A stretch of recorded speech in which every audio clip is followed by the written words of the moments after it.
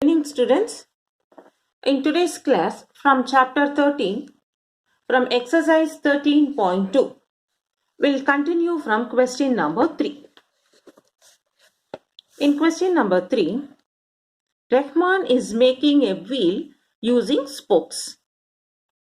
He wants to fix equal spokes in such a way that the angles between any pair of consecutive spokes are equal.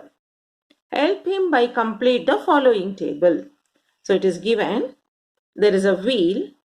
You can see the spokes here, is it not? He wants to fix equal spokes in such a way, angle between any consecutive spokes. See now, this is a wheel. First he has 4 spokes. Then he has 1, 2, 3 spokes, is it not? So like that he is fixing the spoke. Now we can see from the diagram, the more the spokes, the angle between them are becoming small. See here 1, 2, 3, 4. 4 spokes. So the angles are bit more, greater. Is it not? Now you see here 1, 2, 3, 4, 5, 6. 6 spokes are there. So the angles are become small. And here the spokes are more, still more. 1, 2, 3, 4, 5, 6, 7, 8. So when you have 8 spokes, the angle between them are becoming smaller. So what we understood from the given diagram, the more the spoke, the angle is becoming less. So it is inverse variation. Understood? So now inverse variation means what? XY should be constant. Now when we consider the table what is given,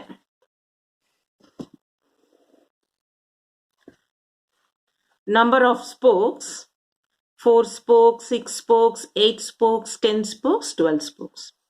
Angle between a pair of consecutive spokes. When it is 4, it is 90 degree. Angle between each spoke is 90. You can see here, is it not? When it is 4 spoke, it is right angle triangle. When it is 6, it has become 60 degree. So what will happen to when you have 8 spokes? What is the angle? When you have 10 spokes, what will be the angle? When we have 12 spokes, what will be the angle? So from the diagram, we have understood more the spoke, less the angle. So this is inverse proportion. Inverse proportion means what? XY is constant. Is it not? So now when I consider number of spokes to be X, angle between pair of consecutive spoke is Y. So XY, 4 into 90, 360. 6 into 60, 360. So I can say now 4 into 90 is equal to 6 into 60 is equal to 8 into whatever we have to find, like that. So using that we will find the angle between the spokes.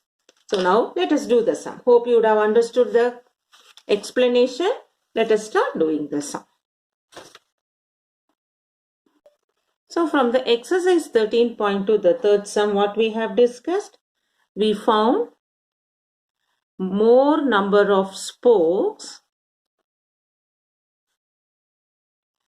is less the measure of angle between consecutive spoke. More the spoke, less the angle between them. Therefore, inverse proportion. Inverse proportion means what? XY should be constant. So now what and all is given for us? We have to make the tabular column and we will find the values. We consider like number of spokes as X, consecutive between them angles to be Y. So first it is given for 4 spoke it is 90 degree. Then we have for 6 spoke 60 degree. Then for 8 spoke, how much we have to find? Then we have to find for 10 spoke also how much? For 12 spoke also how much? Now in this, since xy is constant, whatever we multiply, it's everything going to be the same. So I'm going to write, therefore, for 8 spokes, angle between two consecutive spoke. Can I write 4 into 90 is equal to 8 into that how much angles? Because that is what we should find. 4 into 90 is equal to, because when we multiply xy is constant, 4 into 90, 8 into what is that angle y we have to find. So 49s are what? 9 4s are 36, 360. Multiplication 8 will become division 8. This will become angle between consecutive spoke. Now 360 by 8, how much we have to find? 8 will go in 360. 8 4s are 32. Remainder 4, 40. 8 5s are 40. So it will become 45 degree. So I can fill here for 8, it is 45 degree. Similarly, I will find for 10. Again, when constant, no, 4 into 90, 10 into angle between them. So I write now, for 10 spoke, measure of angle between consecutive spoke. 4 into 90 is equal to 10 into measure of angle. So this will become 4 into 90 by 10 is equal to angle between consecutive spoke. Angle between consecutive spoke. So 0 0 get cancelled. 9 4s are 36 degree is a angle between consecutive spoke. So again we take the tabular column. In the place of 10 for the angle, we fill it as 36 degree. Next we have to find for 12. So next, for 12 spoke,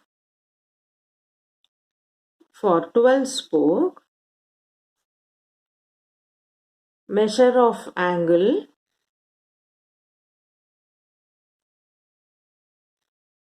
between consecutive spoke. What is it? 4 into 90 is equal to 12 into angle. So 4 into 90 by 12 is equal to angle between consecutive spoke.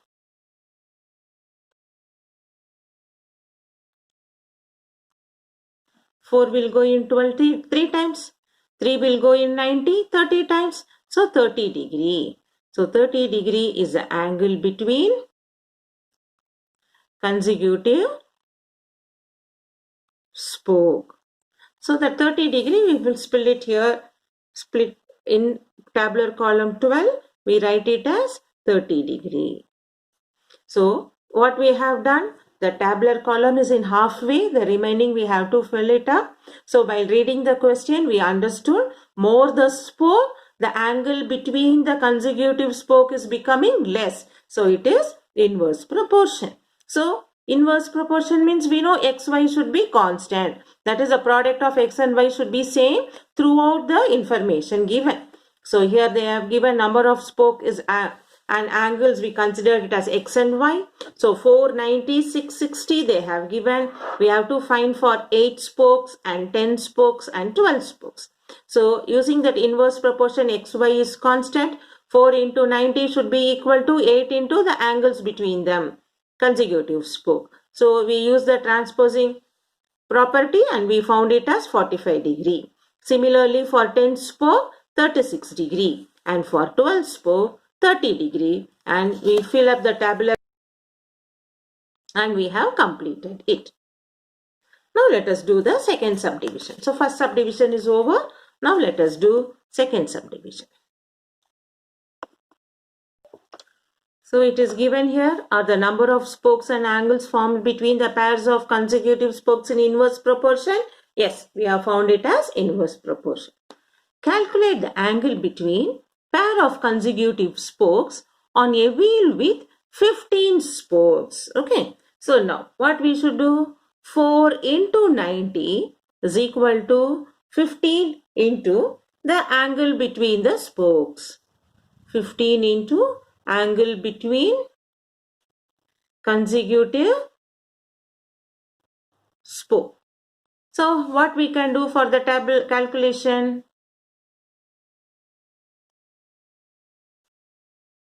4 into 90 divided by 15 is the required angle between the consecutive spokes. 15 will go in 90 6 times. 24 degree. So we found for the 15 spoke, angle between the consecutive spoke is 24 degree. Now let us move on to third subdivision. How many spokes would be needed if the angle between a pair of consecutive spoke is 40 degree? So now angle is given, we have to find the number of spokes. So we do now. 4 into 90 is equal to number of spoke into angle between consecutive spoke. Is it not? This is how we are doing all this sum now in this way. Now 4 into 90, we have to find number of spoke. And angle between the consecutive spoke is given as 40 degree. So we are writing here 40 degree. So how many spokes are there? 4 into 90 divided by 40 is number of spoke. So you can see 4 will go in 40 10 times. 10 will go in. So number of spoke is 9. So for the spoke 9, the required number of spoke is 9. So we write, therefore, required number of spoke is equal to 9. Now let us move on to question number 4.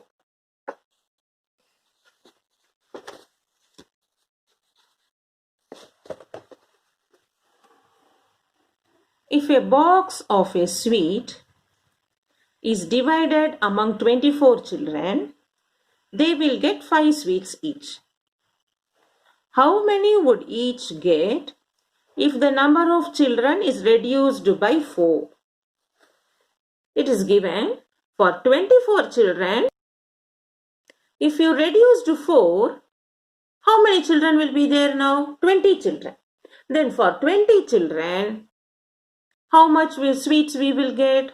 You know, the less the children, more sweets we will get. Is it not? From 24 children to 20 children, the number of children has been reduced.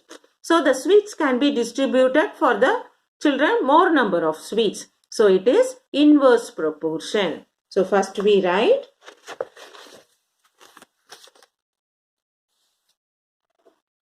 first we find what is the reduced number of children. Okay. Reduced number of children. From total children 24 minus 4. So now it has become 20. Now what happens? For 25, we can make like children and sweets. For 24 children, 5 sweets are given. Then for 20 children, how many sweets will be given? If I consider children as X, sweets are Y. So you know now, when the children decreases, more sweets they will get. So what I can write now? So we write number of children is less, more sweets will be distributed. Therefore, it is inverse variation. Inverse variation means what? XY is constant. So I can write now, therefore, 24 into 5 is equal to 25 into number of sweets. Now this we simplify. 24 into 5. This multiplication 25 will become division 25 is equal to number of sweets. Now we simplify 5 5s are 25.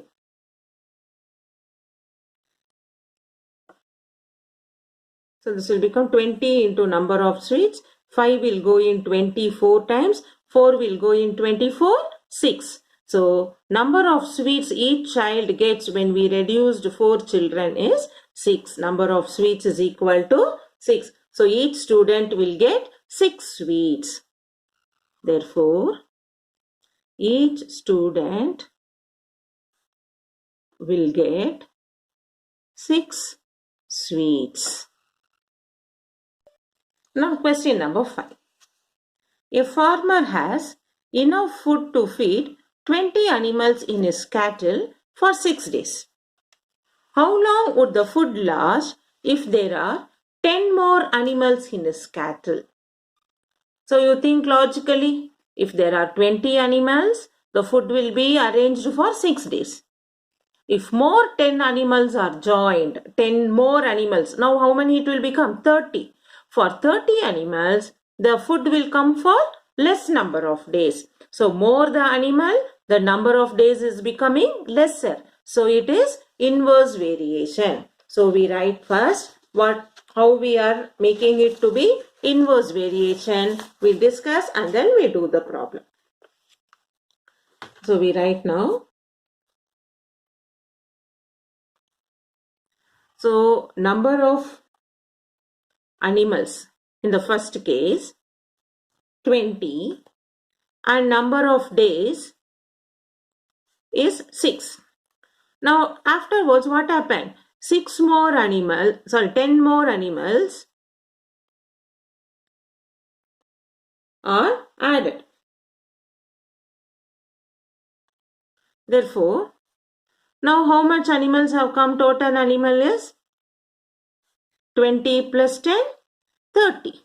Now what we have to find? For how many days this food will be arranged? So we make a tabular column now. Number of animals as X and number of days to be Y. Then for 20 animals we are arranging it for 6 days. Then for 30 animals, how many days it will come? So you can see now logically, no? More the animals, the days food will come for less number of days. So we say now, for more number of animals, the food will last for less number of days. Therefore, it is inverse variation. Inverse variation means what? XY is constant. So we write 20 into 6 is equal to 30 into number of days. So we get 20 into 6 divided by 30 is number of days. How can we simplify? 6 will go in 30, 6 5s are 30, 5 will go in 20, 4 times. So number of days the food will come for, number of days is 4. So we write Therefore, food will last for 4 days. That is the solution. So, here also what they have given, we should think logically. So, basically the direct and inverse variation is how you think logically. More the animals, less number of days we can feed. So, it is inverse variation. So, once if it is inverse variation, you know, it is xy equal to constant. So, we write it in the terms of product and we get the answer. Now, let us move on to question number 6. A contractor estimates that 3 persons would rewire Jasminder's house in 4 days. Rewire means they are doing some electrical work, they are going to do the repairing. 3 persons would repair Jasminder's house in 4 days. If he uses 4 persons, that is, number of persons is increased. How long they will take to complete the job? So, you know, whenever we do some work, more the person, we get less number of days. So, what variation it is? This will come as inverse variation. So, we write now.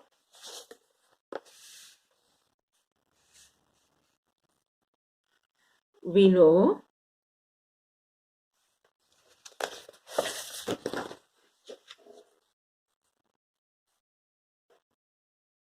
more person can finish work in less days. Therefore, inverse variation. Inverse variation is what? Xy is constant. So now what it is given for us? Number of person, we consider it as x. Number of days to be y. For 3 person, he will do in 4 days. If it is 4 person, how many days? So we do like 3 into 4 is equal to 4 into number of days. So this will become 3 into 4 divided by 4 is number of days. So when we cancel 4 and 4, we have 3 days. So we can write, therefore, 4 person can finish the work in 3 days. This is what they have asked you. So here also they have increased from 3% to 3% will do the work in 4 days. If we increase 1%, that is the number of person becomes 4. For how many days? We know more the person, the work will get reduced early. Number of days will become less. So it is inverse variation. That is xy is constant. So 3 into 4 is equal to 4 into number of days. So by transposing, we are finding number of days to be 3. So we find 4 person can finish the work in 3 days. Now, we have completed up to 6 questions in this video. I want to give you the homework from page 12, 212. Example 7, 8, 9. Already it has been worked out in the textbook. But you should know how to do those sums. So, worked out sums, you will read and understand and try to do without seeing as your homework. Page 212.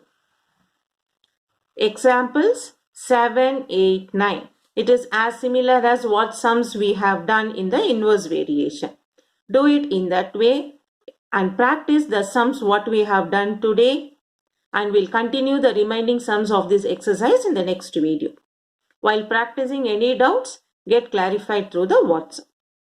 So practice nicely, study properly. The more you practice, the more you become perfect.